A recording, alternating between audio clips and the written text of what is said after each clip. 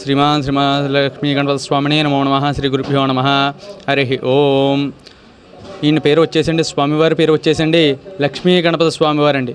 ఈ స్వామి వెలిసండి ఇక్కడ ఆలయం వద్ద 1100 సంవత్సరాలు అవుతుంది స్వామివారు వెలిసి. అంటే 8-9 శతాబ్దం మధ్యలో ఆలయం అండి ఇది.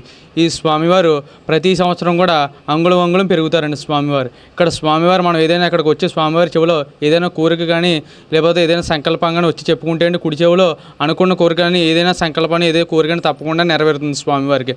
అలాగే ఇక్కడ స్వామివారికి గరిక పూజ కానీ లేకపోతే హోమం కానీ లేకపోతే అభిషేకం కానీ మూల వెరైటీకి చేయించుకుంటే అండి విద్యకు కానీ వ్యాపారానికి కానీ సంతానానికి కానీ ఆరోగ్యానికి కానీ వివాహానికని తప్పకుండా ఆ పని కూడా సక్సెస్ఫుల్గా అవుతుందండి.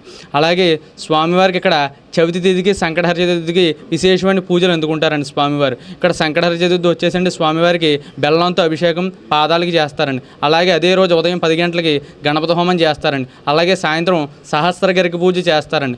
అలాగే శుద్ధ చవితి వచ్చేటప్పటికి ఉండి చవితి తిథి నాడు అమావాస్యకి పౌర్ణమికి 2 చవితులు వస్తాయండి. అమావాస్యకి కాకుండా పౌర్ణమి చవితికి వచ్చేసి శుద్ధ చవితికి వచ్చేసండి స్వామివారికి మూల విరాట్కి వచ్చేసి పంచామృతాలతో అభిషేకాలు చేస్తారండి. అలాగే అదే రోజున ఉదయం 11 గంటలకి గరిక పూజ చేస్తారండి. గరిక పూజ అయిన అనంతరం స్వామివారికి గణపతి హోమం చేస్తారండి. ఈ గణపతి హోమంలో మనం ఏదైనా కోరిక చెప్పుకుని, స్వామి ఇలాగ నీకు గణపతి హోమం చేయించుకుంటున్నాను స్వామి, నాకు వివాహానికి కానీ సంతానానికి కానీ చేయించుకుంటున్నాను స్వామి అనగానే ఆ స్వామివారు హవనంలో చేర్చుకుని మొత్తం మనం ఏదైనా కోరుకుందో ఆ కోరిక తప్పకుండా నెరవేరుతుంది. అలాగే ఇంకా స్వామివారు ఆర్కియాలజీ డిపార్ట్మెంట్ చెప్పిన వివరాల ప్రకారం అయితే కనుక ఇంకా 15 అడుగులు లోతు ఉన్నారని ఆర్కియాలజీ డిపార్ట్మెంట్ చెప్తున్నాను స్వామివారు. ఇక్కడ స్వామివారు మనం ఏదైనా ఇక్కడ చూస్తే కనుక స్వామివారు దక్షిణం వైపు ఉంటారండి స్వామివారు. అంటే మామిడాడ పాటి వైపు చూస్తూ ఉంటారు స్వామివారు. అలాగే ఇక్కడ దక్షిణం వైపు ఉండగానే మనం ఏదైతే కోరిక చెప్పుకుంటామో ఆ కోరిక వినడమే కాకుండా దాని సత్ఫలితాన్ని ఇస్తారు. అంటే మనం ఏదైతే ఇప్పుడు కోరిక నెరవేరిందో కోరిక నెరవేరిన వెంటనే కూడా మళ్ళీ స్వామివారు మనం పునర్దర్శనం తప్పకుండా చేసుకోవాలి. అలాగే ఇక్కడ స్వామివారికి తులాభారాలు కానీ లేకపోతే ఉండ్రాలు కానీ లేకపోతే 108 ప్రదక్షిణాలు కానీ చేస్తే కనుక ఆ కోరిక తప్పకుండా నెరవేరుతుంది. ఇక్కడ స్వామివారు ఇంకోటి విశేషం ఏంటంటే అండి, స్వామివారు వచ్చేసి రాతి విగ్రహం అండి స్వామి. ఇక్కడంతా స్వయంభూ అండి. తర్వాత శ్రీ కాణిపాకం తర్వాత ఎక్కడైనా వినాయకుడు కూడా ఇంత పెద్దది అనేది ఉందంటే అది బెక్కోళ్ళు శ్రీ లక్ష్మీ గణపతి స్వామివారి ఆలయం ఉందండి. దీని తర్వాత వచ్చేసి అంటే స్వామివారు వచ్చేసి ఇక్కడ కదులుతూ ఉంటారండి. అప్పుడప్పుడు స్వామివారి కనురెప్పలు కూడా కదులుతూ ఉంటాయి స్వామివారి.